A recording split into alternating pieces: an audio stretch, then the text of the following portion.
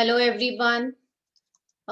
इस वीडियो में प्रोबेबिलिटी के रिलेटेड कुछ एग्जांपल्स डिस्कस करेंगे कि जो मेमोरी बेस्ड क्वेश्चन पेपर में आए हुए हैं। ये फर्स्ट एग्जांपल सीपीटी जून 2011 का है।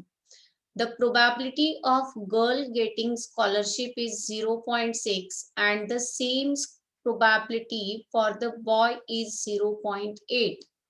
Find the probability that at least one of the categories getting scholarship.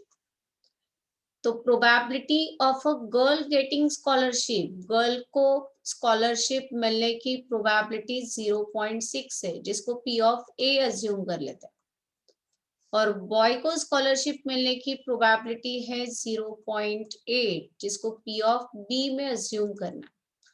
अब किसके लिए प्रोबेबिलिटी आपको फाइंड करनी है, तो probability that at least one of the categories getting scholarship, मतलब कम से कम एक को तो भी स्कॉलरशिप मिलना चाहिए, आइदर वन गर्ल को मिलना चाहिए, अदरवाइज वन बॉय को, या फिर दोनों को मिलना चाहिए। At least one of them get the scholarship. तो एटलीस्ट वन के लिए आपके पास दो चॉइसेस हैं। सबसे पहले तो आप कॉम्प्लीमेंट मेथड कर सकते हैं, that is probability of at least one का आंसर फाइंड करना है, एटलीस्ट वन। तो आप टोटल प्रोबेबिलिटी वन में से माइनस करेंगे probability that no one is getting the scholarship, no one is getting the scholarship,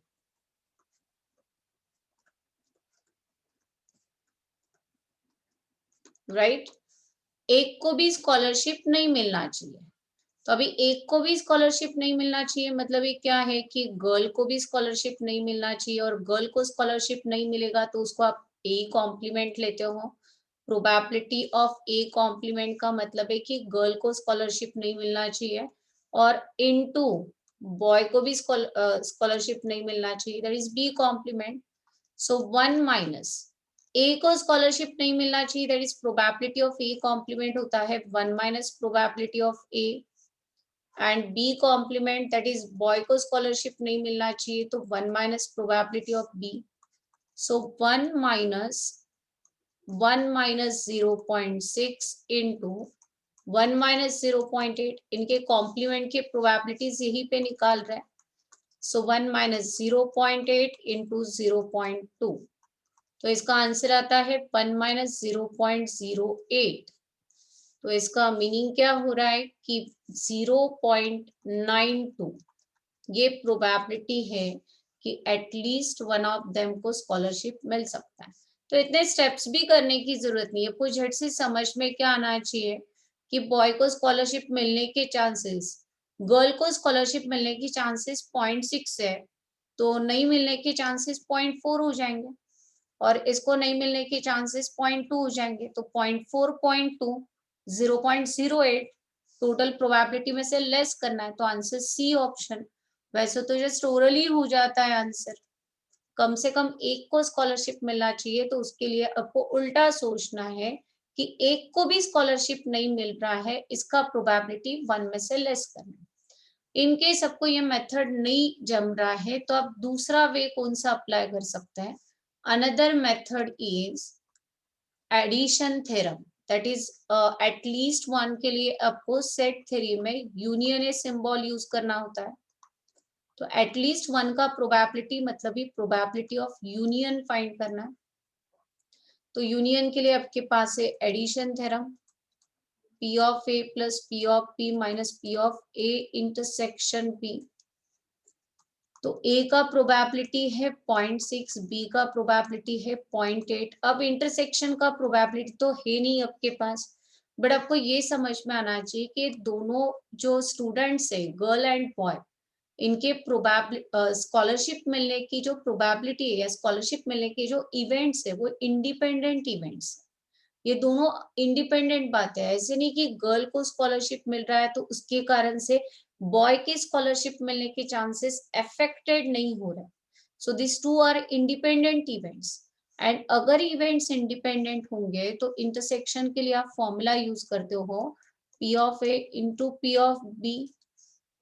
so first two का addition है 1.4 एंड मल्टीप्लीकेशन है 0.6 into 0.8, so it is 1.4 minus 6 4 जा 48, 0.48, तो इसको माइनस करके देख लेते हैं।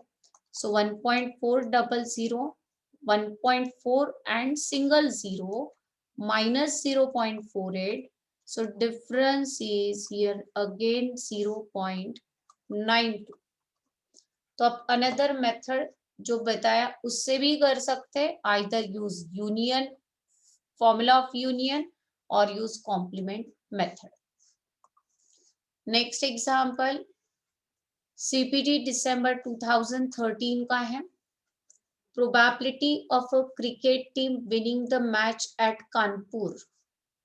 कानपुर में मैच जीतने के जो चांसेस है वो 2/5, तो लेट इसको पी ऑफ ए अज्यूम कर लेते हैं।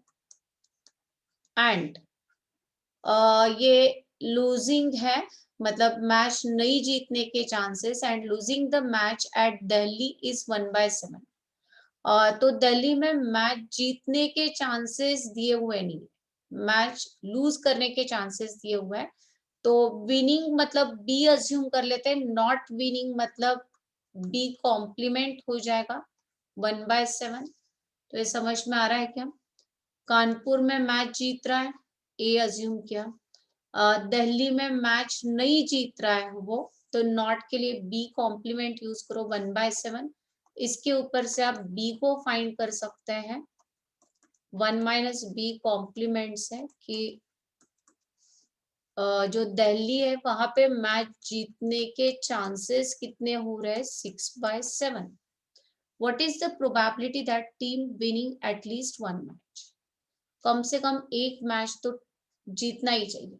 तो अगेन ये दोनों इंडिपेंडेंट इवेंट है, तो यहाँ पे आप यूनियन का फॉर्मूला अप्लाई करके कर सकते हैं या फिर कॉम्प्लीमेंट मेथड से कर सकते हैं। अगर आपको यूनियन का फॉर्मूला अप्लाई करना है, एटलीस्ट 1 मतलब ए यूनियन पी, तो आप लिखेंगे P of A plus P of B minus intersection P of A is 2/5, P of B is 6/7, and intersection is nothing but product of these two probabilities because these are independent events.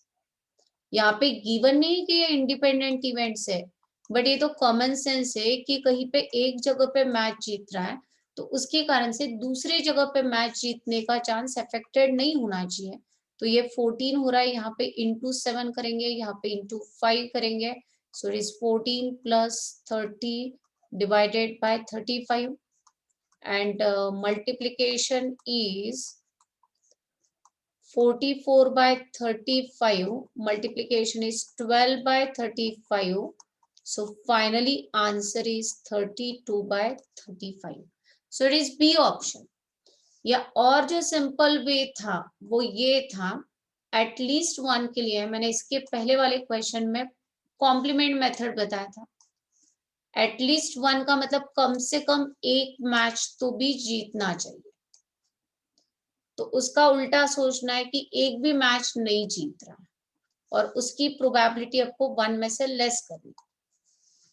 तो alternate method जो है वो है probability of at least 1 is 1 minus probability of no, 1 minus probability of no, and probability of no का मतलब है कि कानपुर में भी मैच जीतना नहीं चाहिए, तो 2/5 जीतने के चांसेस है, तो हारने के चांसेस 3/5, और इसका तो ऑलरेडी हारने का चांस दिया। सो 1 minus 3/35, so 35 minus 3 upon 35, so finally answer is 32/35। Simple, at least 1 है तो 1 माइनस प्रोबेबिलिटी ऑफ नो करना कि उसने कानपुर में भी जीतना नहीं चाहिए और दिल्ली में भी नहीं जीतना चाहिए, तो दोनों का नॉट का प्रोबेबिलिटी 1 में से लेस करना। So next example is CPT December 2016 से है। For 2 events A and P, probability of A is 2/3, probability of B is 3/8, and probability of A intersection B is 1/4। तो ये 3 वैल्यूज गिवन है और आपको ये पूछा हुआ है कि ये दो इवेंट्स कौन से टाइप के events, then A and B are mutually exclusive but not independent. तो म्यूचुअली एक्सक्लूसिव में दो इवेंट का इंटरसेक्शन का प्रोबेबिलिटी 0 होता है, बट यहाँ पे तो दिया हुआ है, तो ए ऑप्शन तो पॉसिबल ही नहीं है।